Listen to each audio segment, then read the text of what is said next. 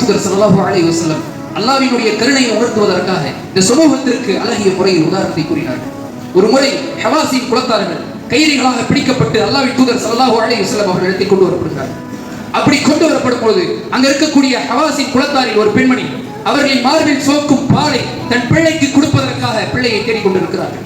அப்போது பிள்ளை கிடைக்கவில்லை. அங்க இருக்கக்கூடிய பிள்ளைகள் எல்லாம் குழந்தைகள் எல்லாம் தன்னுடைய மார்புடன் அணைத்து பால் ஊட்டி கொண்டிருக்கிறார். அப்போது அவருடைய பிள்ளையும் கிடைக்கிறது.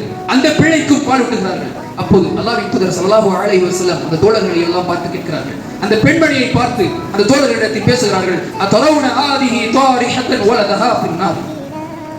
என்னுடைய அடியார்களே, என் தோழர்களே, இதோ இந்த பெண்மணி இருக்கிறார்களே, இந்த பெண்மணி அவள் பெற்றெடுத்த குழந்தையை நெருப்பில் தூக்கி எறிவாளா?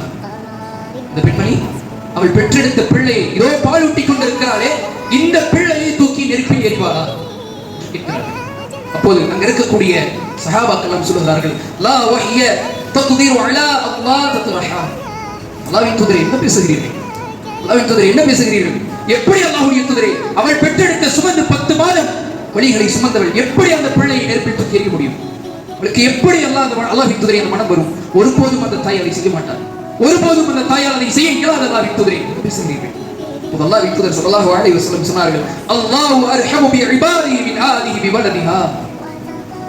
இந்த குழந்தையை பெற்ற தாயை நீங்கள் எப்படி பார்த்தீர்களோ, எந்த கருணையுடன் இருக்கிறாள் என்பதை நீங்கள் ஆணித்தரமாக உள்ளத்தில் பதிய செய்தீர்களோ, அதை விட அல்லாஹ் தன் அடியார்கள் மீது மிகவும் இரக்கமுடையவனாக இருக்கிறார்.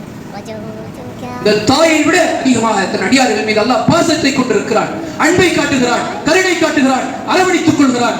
பெறப்பட்ட அடியார்களாக இருக்கிறோம். ஆனால் அல்லாஹ்விற்கு மாறு செய்து கொண்டிருக்கிறோம். யோசித்து பாருங்கள். இரக்கம் கொண்ட இறைவன் தன் அடியார்களை அரவணைத்துக் கொள்ள ஆசைப்படுகிறான். தன்னுடைய அடியார் என்னை நோக்கி நடந்தால் அவனை நோக்கி நான் ஓடி வருகிறேன். என்னுடைய அடியார் என்னை நோக்கி வருகிறானா, வருவானா என்று அல்லாஹ் எதிர்பார்க்கிறான். படைத்த இறைவன் உண்மை அழைக்கிறான். என்னை நோக்கி அடியார் வருவானா, என்னிடத்தில் பேச வருவானா என்று இறைவன் நினைக்கிறான். யோசித்துக் கொள்ள வேண்டும். அல்லாஹ்வின் கருணைக்கு தான் இந்த உலகம் இயங்கிக் கொண்டிருக்கிறது. அல்லாஹ் கருணை மூலமாக தான் இந்த உலகத்தை படைத்தார். அல்லாஹ்வின் கோபம் மிகுந்ததுதான், ஆனால் அதை விட அவனுடைய ரஹ்மா கருணை வகித்து விட்டது.